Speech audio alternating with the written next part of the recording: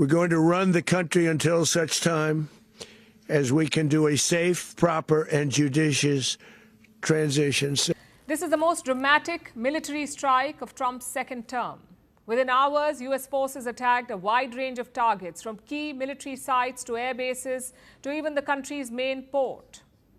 The capital, Caracas, looked like a war zone. There was fire and smoke in the sky and chaos on the streets. And Venezuelans captured all of it from their rooftops and their balconies. Here is how the U.S. forces captured Venezuelan President Maduro. This is socialism.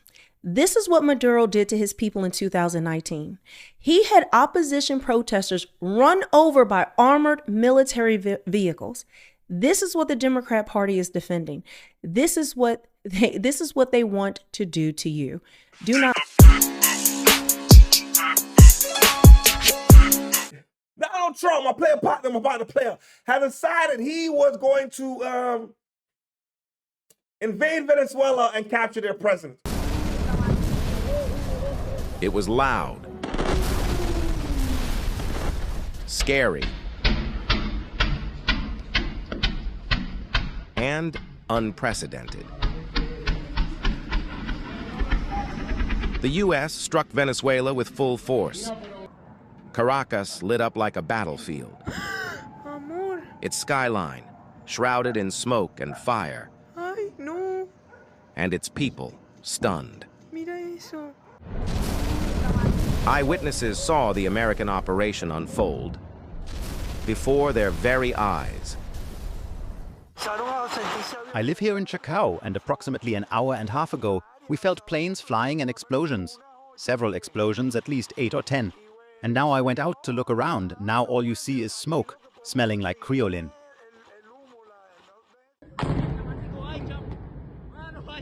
One of the casualties was Port of La Guaira. This is Venezuela's main maritime gateway, just north of Caracas. These pictures were captured by an eyewitness moments after the U.S. airstrike hit. The president was a goddamn narco-terrorist, man. That nigga killed, that nigga got a lot of blood on his hands. The man was shipping, he was with the cartel, and they were shipping all kind of, you know what I'm saying, narcotics into the United States. So, on one side, if you're, you know what I'm saying, you're going to look at it like, well, nigga, I'm the president. Y'all can't be doing this shit. I'm going to take over your country until I'm ready to give it back, or until y'all can do something right with it. This is where we are right now. That's what the Trump side.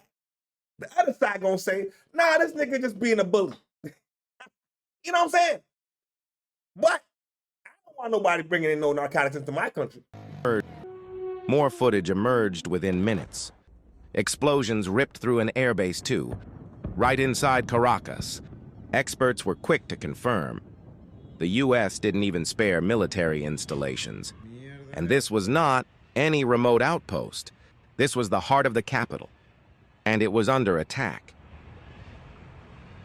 It was a story too big for Venezuelan state television to ignore. They began broadcasting an official statement.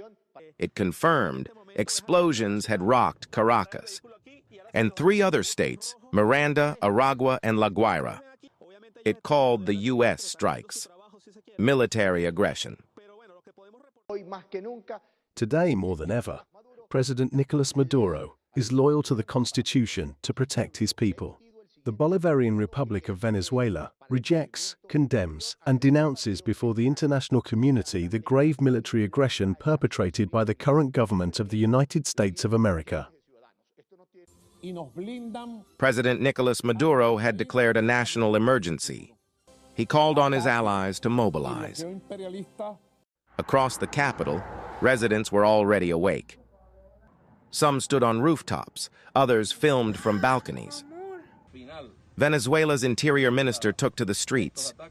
Diosdado Cabello is one of Maduro's top allies. Flanked by soldiers, he gave a statement. His message was clear: remain calm. He urged the public not to panic and trust the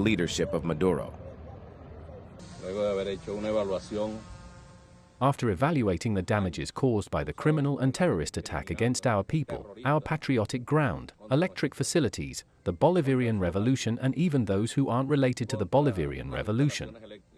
It's an attack against Venezuela, the Bolivarian Republic of Venezuela.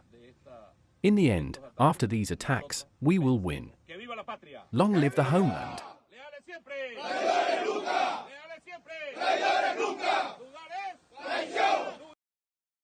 By then, it was already too late. Within hours, President Donald Trump confirmed it. Nicolás Maduro and his wife had been captured. They were taken out of the country. The operation was swift, executed in a matter of hours, but its impact may last far longer, with the potential to reshape the region. Thank you very much. This is big stuff, and we appreciate you being here.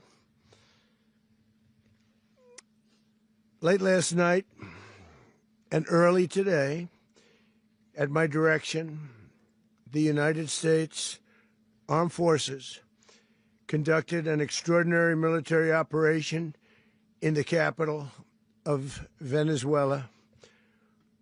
Overwhelming American military power, air, land, and sea, was used to launch a spectacular assault.